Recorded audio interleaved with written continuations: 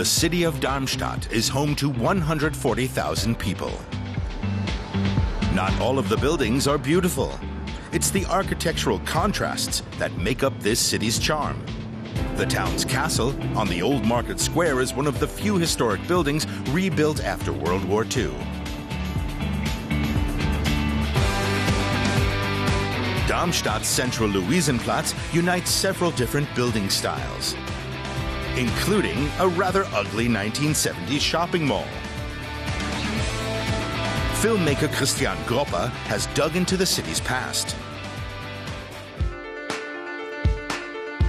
Back in 1940, Darmstadt had one of Germany's best-preserved Old Town centers. 4 years later, it lay almost completely in ruins. Darmstadt is not a pretty city. It was bombed in the war, and you can see that on every street corner, nearly everywhere.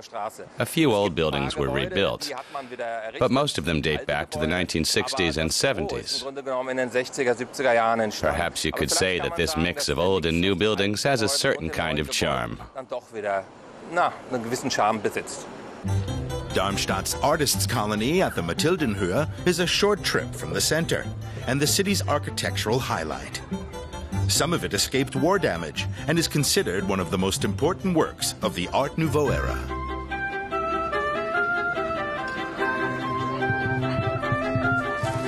In the early 20th century, Austrian architect Josef Maria Olbrich and 6 other artists drew up plans for a series of futuristic buildings. Each of them designed one house. The project showcased a new era.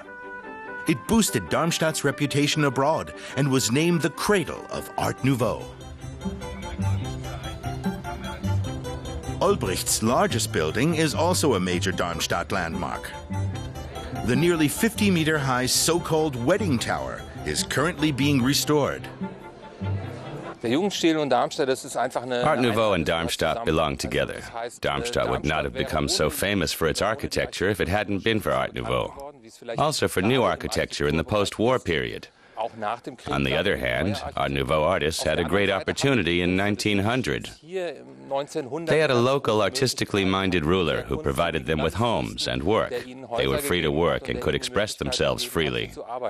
That's part of the secret that led to so many new buildings at that time.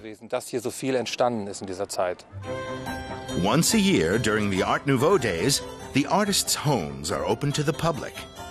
Visitors from around the world have a chance to admire the beautiful buildings and the stunning art. A look behind the scenes of the city's main attraction.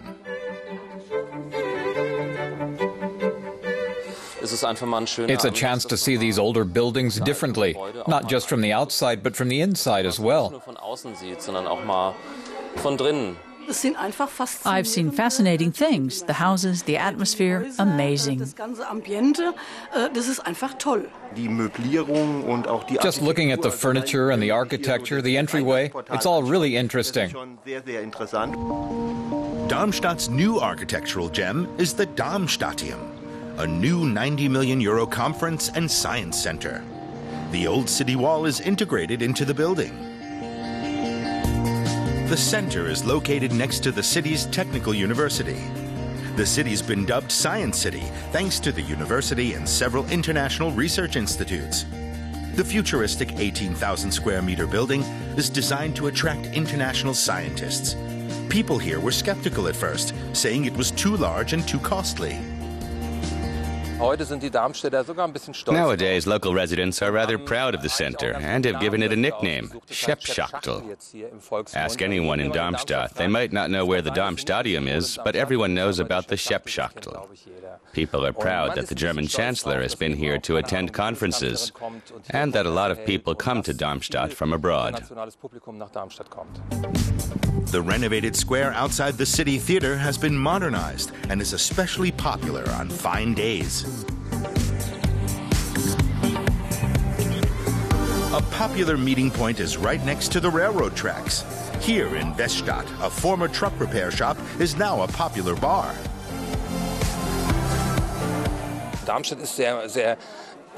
Darmstadt has become a very open city. Everything's possible. People hang out at night in city squares, but also in places like the Weststadt, in the western part of the city. There are other such places too. This would have been possible 5 or 6 years ago in Berlin, but not in Darmstadt, and this bar is jumping nearly every evening. And at night, visitors flock to the Mathildenhöhe too, to take in the light show during the Art Nouveau days. It's the highlight of the year.